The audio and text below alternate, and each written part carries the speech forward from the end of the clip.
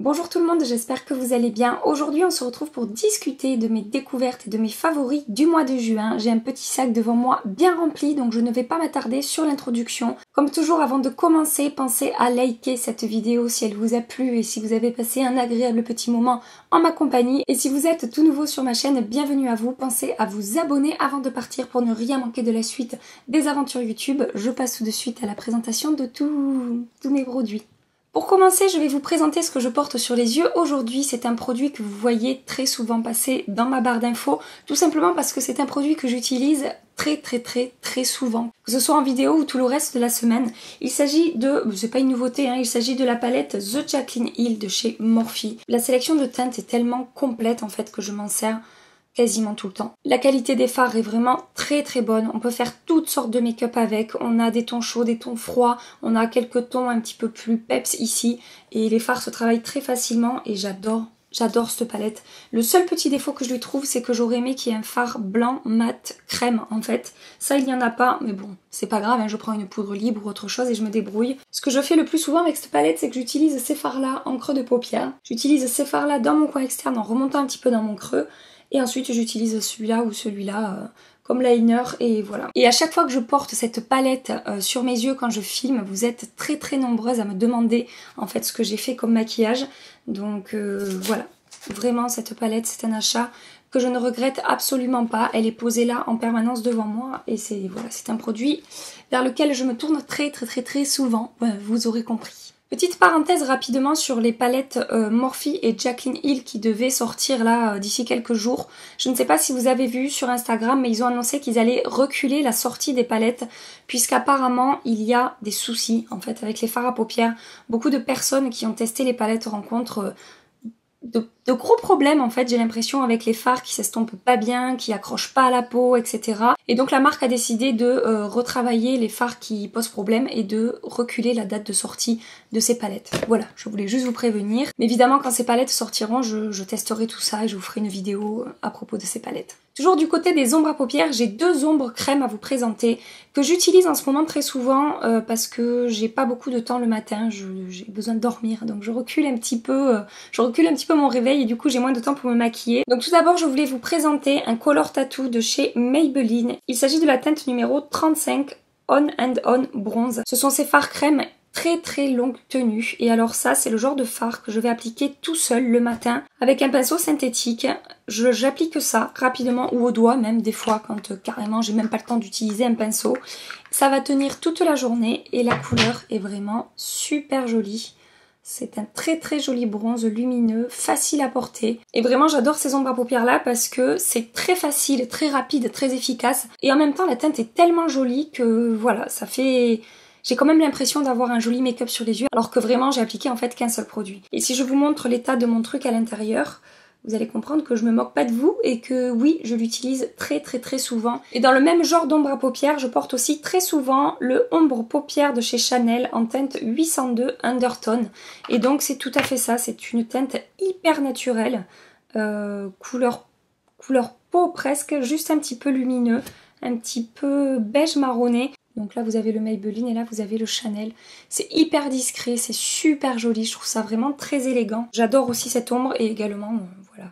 Je pense qu'on peut voir qu'elle est bien creusée. En hiver j'utilise pas beaucoup ce genre de produit, mais en été, je vous dis là en ce moment par manque de temps, je ressors ça et c'est super pratique et le rendu est super joli avec ces produits. J'ai maintenant un produit de chez Becca à vous présenter. Je pense que vous saviez que ce produit allait être dans cette vidéo, tout simplement parce que je suis tombée en amour pour cette palette. Il s'agit de la palette Be a Light en teinte Light to Medium, donc de chez Becca comme je vous disais. C'est une palette teint qui comporte 4 produits. Donc on va avoir une poudre illuminatrice, une poudre lissante, un bronzer et un blush. Je vous ai fait une vidéo premières impressions à propos de cette palette. Si vous ne l'avez pas vue, je vous l'accroche ici et je vous conseille d'aller voir parce que le résultat est vraiment super beau. En tout cas sur ma peau ça fonctionne à merveille. C'est encore la palette que je porte aujourd'hui. Avec ce produit j'arrive à avoir un teint vraiment lumineux mais pas trop, c'est vraiment pile ce qu'il faut. Ça m'apporte vraiment bonne mine, ça fait, je sais pas, ça fait comme si j'avais mis un filtre, vous savez ce filtre beauté là où ces filtres Instagram qui vous arrangent, qui vous illuminent le teint etc. Ben voilà, c'est le résultat que j'obtiens avec cette palette. J'utilise aussi, à ma grande surprise, le bronzer, le blush également. Il est hyper lumineux. Je fais souvent de belles découvertes, mais cette palette-là, pour moi, elle sort du lot. Alors, est-ce qu'elle va convenir à tout le monde? Ça, je ne peux pas vous le garantir. Mais moi, vraiment, j'en suis fan. Et du coup, ce que je fais aussi, je vous fais un petit update hein, par rapport à la vidéo premières impressions. C'est que au lieu d'utiliser cette teinte-là sur tout mon visage, puisque comme je vous avais dit dans la vidéo où je la teste, ça a tendance à changer un petit peu la couleur de mon fond de teint. Ça va apporter un petit peu de chaleur en fait à mon teint.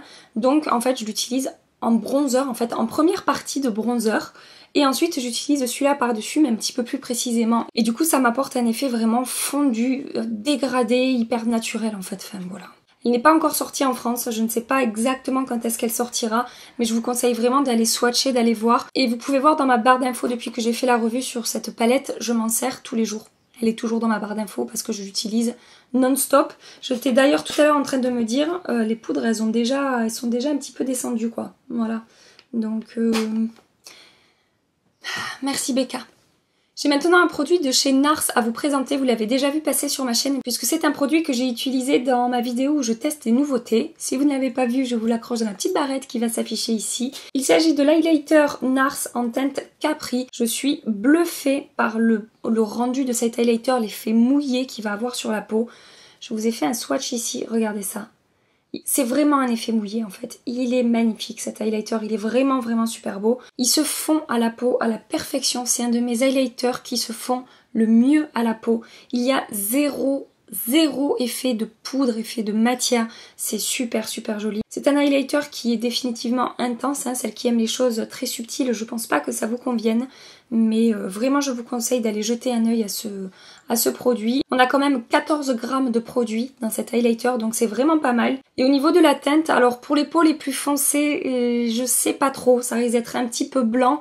Mais par contre pour les peaux très claires, je pense vraiment que cet enlumineur peut convenir. Parce qu'il a un petit effet givré, je pense qu'il conviendra très bien aux peaux les plus claires. J'ai maintenant un produit de chez Dior à vous présenter. Ça aussi je pense que vous vous en doutiez. Hein. Il s'agit du fond de teint Dior Face and Body de la collection Backstage.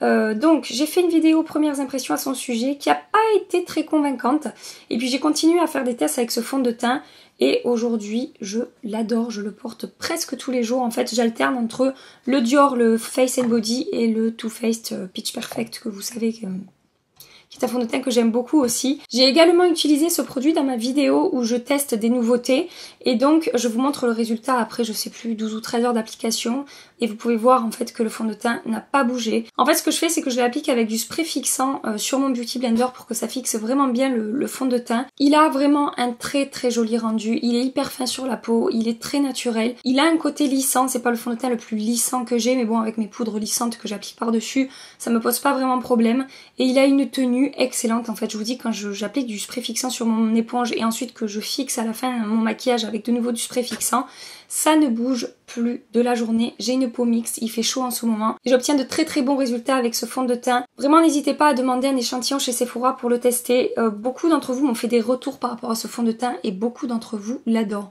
Voilà, c'est un fond de teint je crois qui a pas mal de succès. Donc n'hésitez pas à aller voir et sachez qu'il coûte 39 € mais qu'il y a quand même 50 ml de produit dans ce flacon, sachant qu'un fond de teint classique contient 30 ml. Voilà, donc oui c'est pas donné mais il y a quand même plus de produits que dans d'autres fonds de teint Dior qui sont même parfois plus chers. Voilà. Je vais maintenant vous parler de ce que je porte sur les lèvres. C'est également quelque chose que j'ai porté énormément ce mois-ci.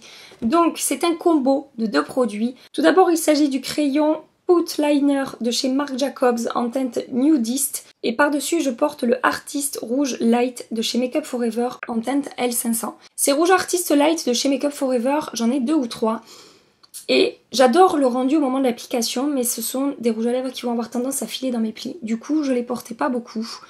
J'ai été un petit peu déçue de ces produits et puis je sais pas pourquoi j'ai pas pensé avant, ne me demandez pas hein, des fois je sais pas, j'ai pas toutes les connexions qui se font. J'ai eu une illumination et je me suis dit mais Gabi, pourquoi tu n'essaierais pas avec un crayon qui empêcherait ton rouge à lèvres de couler? Donc c'est ce que j'ai fait, j'ai pris un crayon très longue tenue qui est le Marc Jacobs que j'adore, je vous l'ai déjà présenté à plusieurs reprises hein, sur ma chaîne et par-dessus j'ai appliqué ce rouge à lèvres et alors ça fonctionne à merveille, hein, évidemment. Voilà, le miracle a eu lieu et mon rouge à lèvres ne coule plus et j'adore le rendu de ces rouges à lèvres de chez Make Up For Ever avec un crayon en dessous. En plus, le crayon va apporter un petit peu plus d'opacité au rouge à lèvres.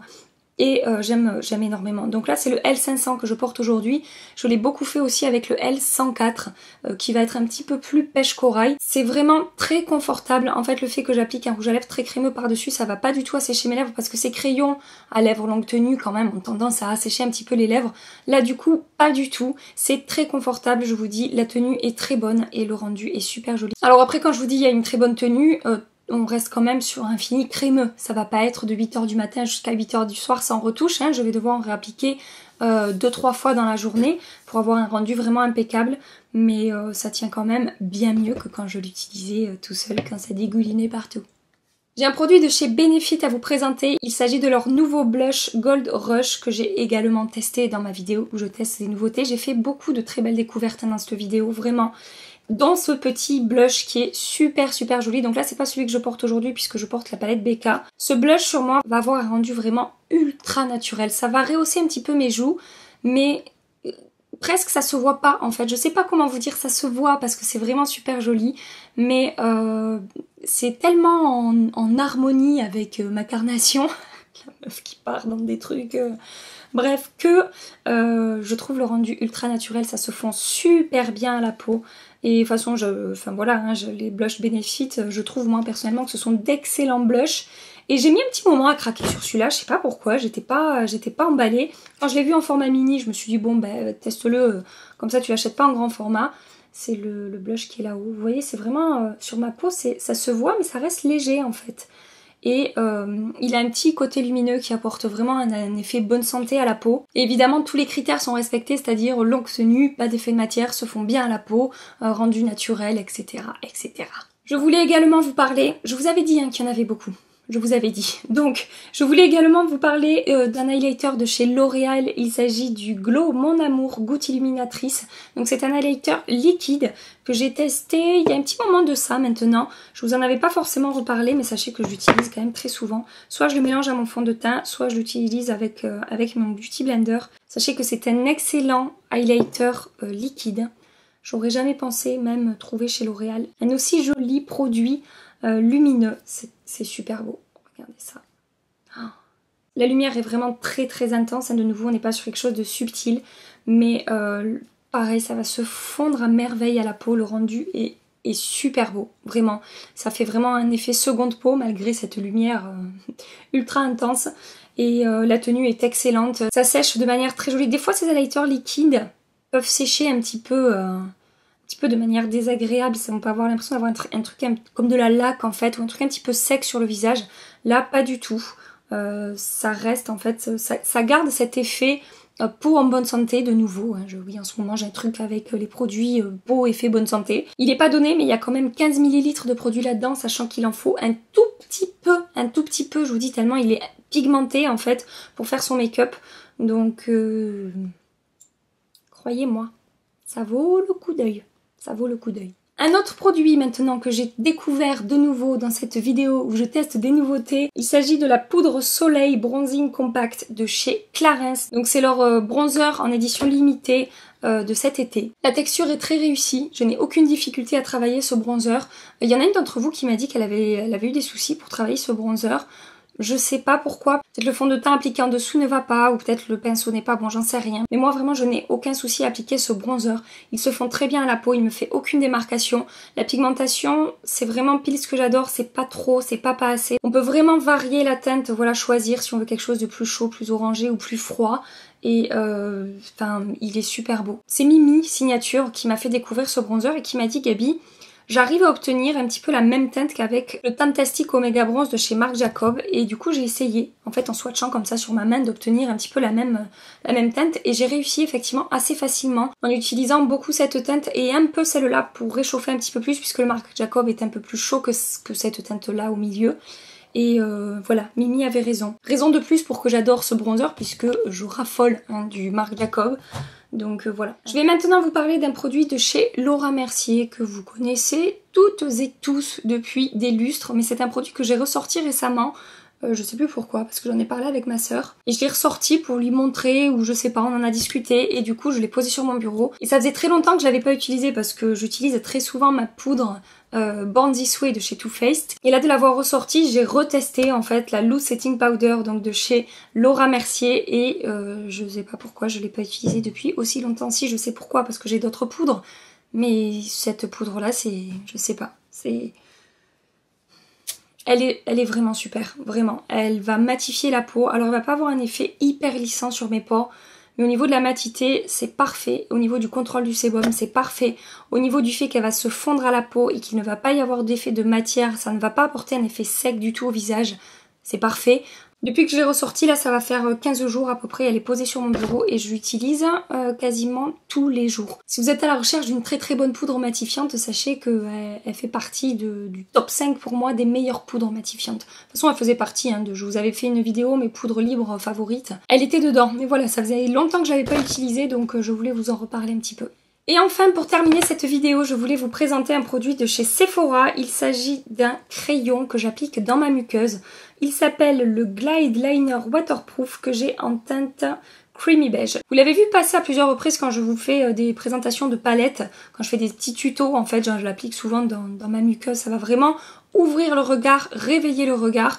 Et c'est un très bon produit qui coûte du coup pas très cher. La tenue est excellente, il est waterproof. Alors je sais pas, je me suis pas mis la tête dans une bassine pour tester le côté waterproof du produit, mais en tout cas il a une excellente tenue. Je l'applique le matin, le soir c'est pas aussi parfait, mais j'ai encore du crayon beige dans la muqueuse. Voilà, donc je voulais absolument vous en parler. Sachez que c'est une très bonne astuce, je vous dis, pour vraiment réveiller le regard et agrandir le regard.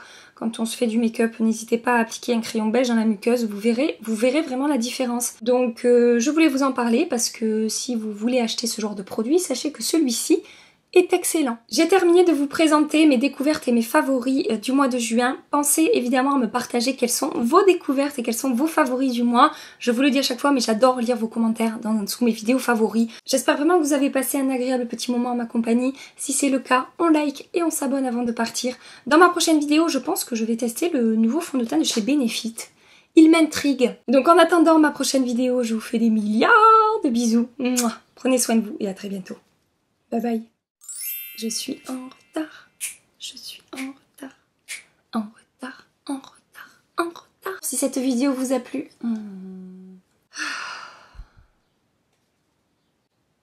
Et dans le même genre, je porte aussi souvent Et dans le même genre d'ombre à paupières crème, je porte aussi très... Et dans le même genre d'ombre à... J'ai chaud, j'ai si chaud. Un jour, je me raserai la tête et je serai contente.